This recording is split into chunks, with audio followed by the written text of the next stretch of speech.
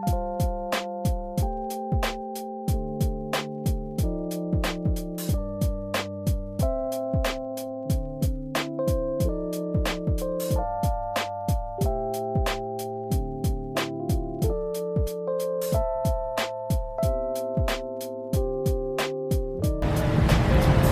sebelumnya perkenalkan, nama saya Muhammad Chandradana Pribadi, mahasiswa BINUS dengan prodi Creative Entrepreneurship dengan NIM 24400073650.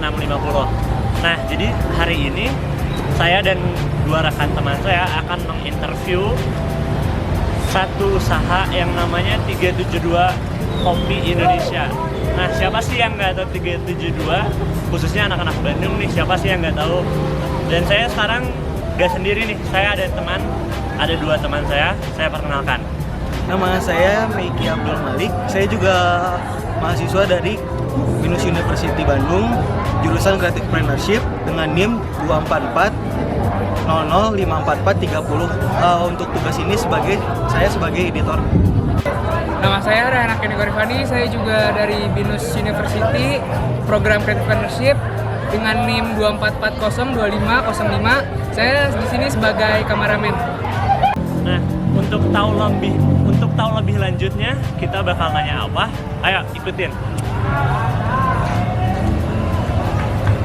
Halo semuanya, sekarang saya sedang bersama Pak Ruman. Kita mau ngobrol nih sambil ngopi. Kopinya pasti dari 372 dong. Nah, Pak, sebelumnya kami sangat berterima kasih jadi kesempatan untuk berbincang dengan Bapak, sebuah kehormatan bagi saya. Nah, untuk teman-teman yang tidak tahu, Pak Arman ini adalah owner dari 372 Indonesia. Nah, 372 sekarang ada brand atau anak perusahaan apa aja sih Pak? Secara general aja sih. Kalau dari sisi korporat, badan hukum PT ya, 372 ada 4 PT. Kira-kira begitu yang aktif sekarang. Kalau dari sisi brand ada 372 Kopi, Gajua Kopi. Gajua Kopi itu ada turunannya Gajua Teh. Ada lagi satu lagi Moyak. Moyak. Nah, ada 3 brand. Kalau bicara di kopi ya, di 372 secara bisnis kan ada yang non kopi juga. Di situ ada brand lain. Tapi kan ini konteksnya pasti tentang kopi banget ya. Tapi karena fundamentalnya kan dari kopi, jadi bicara kopi ya. Oh, berarti bisnisnya luar biasa ya. Terus Bapak kalau boleh tahu menjalankan bisnis itu bersama siapa sih, mungkin atau sendiri atau punya partner gitu Pak? Kalau berbicara kepemilikan ada partner namanya Pak Gunawan yang kedua. Jadi kita juga kopi itu secara kepemilikan itu ada 2 orang saya. Saling melengkapi lah ya Pak ya. Iya. Terus boleh diceritain nggak sih Pak, versi Bapak nih, gimana sih berpartner bersama Pak Gunawan gimana sih Pak? Dari perjalanannya sejak 2016 akhir atau 2017 ya terlihat bahwa saya lebih ke agresivitasnya di event something sebenarnya di Sleman karena dasarnya saya bukan orang kopi, tapi lingkungan saya besar di Bandung lebih ke teman-teman kreatif ya, jadinya lebih ke kreatif. Artinya kalau proyek ya saya lebih di area bisnis konsep operasional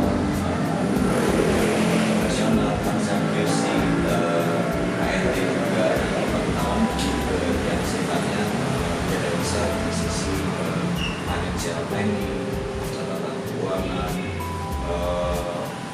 legal, HRD juga sama ada kontribusi yang lebih di situ, jadi saling melengkapi. Jadi kalau disederhanakan saya lebih banyak di area yang resiko, Gunawan yang lebih ke menyamping saya. Duit tunggal gitu Pak, Bisa dibilang duit tunggal yang lengkap. Nah sekarang ini Pak, maaf banget kita longgar-longgaran gitu ya Pak. Kira-kira ada berapa orang sih karyawan di 372 semuanya? Kalau perkiraan di sekarang 150 orang. Jadi di balik Pak Gunawan dan Pak Ruman ada sekitar 150 orang yang dibantu secara ekonominya, berarti apa? Mudah-mudahan seperti itu. Luar biasa. bagaimana sih Pak awal startup bisnis kopi 372 ini gimana sih, atau istilahnya lah 372 itu kenapa kok namanya 372 itu Pak? Awalnya gini, tadi berangkatnya saya dari situ, disclaimer saya bukan orang kopi. Sampai sekarang saya bukan orang teh, bukan dari teh. Ya, saya memang masuk dari angle kreatif. Ya, kata orang nih, ketidaktahuan saya tentang kopi menjadikan ada kelebihan di 372 kopi. Ya alhamdulillah gitu ya, karena saya larinya ke filosofi yang mana di dalamnya ada unsur humanis gitu ya. Jadi sederhana aja gitu. Sebenarnya apa yang dicari manusia itu kan kenyamanan. Senyaman ketika kita masih dalam kandungan ibu, senyaman kita lagi sedang bernafas. Nah, nyaman itu terjemahkan menjadi sebuah ruang yang nyaman untuk segmen pasar kita. Segmen pasar kita apa? Ya anak muda. Nah, arti nyaman buat anak muda itu seperti apa? Ya sebuah ruang. Artinya untuk memulai startup itu penting buat kita bahwa apa sih uniknya produk kita? Pembedaannya itu apa sih?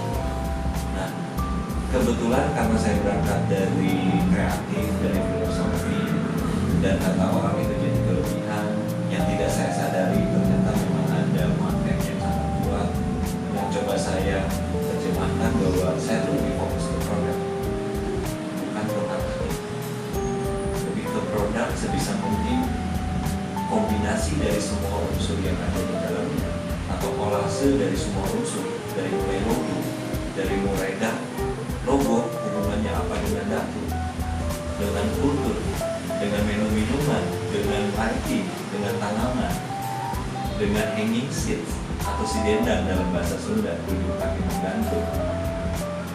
Itu dirangkai di bawah filosofi. Karena segala hal yang ada di dunia ini menurut saya filosofi itu terkait. Jadi ini bukan tentang kopi, ini lebih dari kopi. Lebih mendalam gimana? Iya, ini lebih dari kopi gitu. Jadi saat memulainya bagaimana? Ya kita harus mempekakan untuk mengkreat sebuah produk yang punya magnet yang kuat yang bisa diterima oleh pasar yang kita tuju gitu. Yang itu juga tidak berlebih, harus bergelombang, si produk ini harus bergelombang bahasanya yang pas dengan segmen pasar. Kalau menurut saya sih dari situ ya, dari konsep. Jadi ini konsepnya yang penting. Nah, berarti dari awal sampai sekarang tuh Pak ada berapa cabang sih, dan kira-kira berapa tahun sih perjalanan dari awal sampai sekarang? Dari akhir November, sekitar November 2016 dan sampai sekarang sudah ada cabang. Kalau kedai ada 6. Kalau bisnis unit yang lainnya sih ada roastery juga, ini bisnis unit yang lain. Ada juga yang kopi, lebih ke kreatif, produk kreatif. Kira-kira kalau disederhanakan jadi ada 8 bisnis unit. Dari dimana 6-nya itu adalah sebuah kategori tanggung. Tapi kalau diberikan lagi ya. Nah, harapan Bapak apa sih untuk 372 Indonesia ke depannya?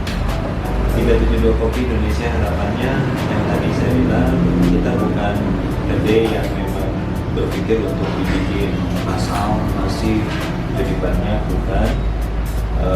Tapi lebih kepada yang tadi walau sedikit punya makna di peradaban Indonesia gitu ya. Setitik ini bisa bernama 372 ini, setitik ini juga makna yang sedikit, walaupun sedikit juga tidak apa-apa. Yang asalnya anak-anak belum bisa apa-apa jadi apa-apa, yang asalnya yang putus sekolah lanjut lagi sekolah, maaf yang mungkin ada yang pernah kelakuan anomali jadi tidak anomali gitu ya, seperti itu. Nah, harapan Bapak apa sih untuk anak generasi muda sekarang? Kalau buat saya sih anak Indonesia sekarang milenial itu luar biasa ya, karena terlahir di era digital. Menurut saya mereka orang yang kebentuk secara alamiahnya itu pengaruh dari aplikasi digital ada hal positif adalah mimpi. Mimpi itu penting, bisa diartikan visi ya. Punya visi yang jauh. Efek dari digital itu positif itu menurut saya. Kedua juga dia punya kemampuan strategic skill menurut saya, karena aplikasi sekarang kan, platform aplikasi sekarang itu kan lebih ke user based driven itu tadi. Itu ya contoh games lah, games anak-anak sekarang kan banyak games strategik ya. Nah itu juga. Jadi harapan saya ke depan itu tadi visi anak muda sekarang yang memang punya mimpi yang jauh, punya kemampuan strategik, artinya ya ketakar juga ya, kenalan dengan networkingnya dia. Terus yang ketiganya juga mau berusaha gitu ya, dan jangan cepat lelah gitu, bahwa di setiap hal itu pasti ada celah gitu yang tadi saya cerita lah. Oke, itu dia tips dan pelajaran yang mungkin bisa kita ambil dari salah satu pemilik dari 372. Semoga bisa mendapatkan ilmunya yang sangat bermanfaat. Terima kasih waktunya Pak Arman, dan sebuah kehormatan bagi saya dan rekan-rekan. Saya Chandra dan rekan saya. Di belakang ada Raihan dan juga Miki, serta Pak Arman. Izin berpamitan, sampai jumpa. Maka saya lebih mantep lagi. Kenapa? Karena memang dalam satu bisnis itu perlu kelengkapan gitu.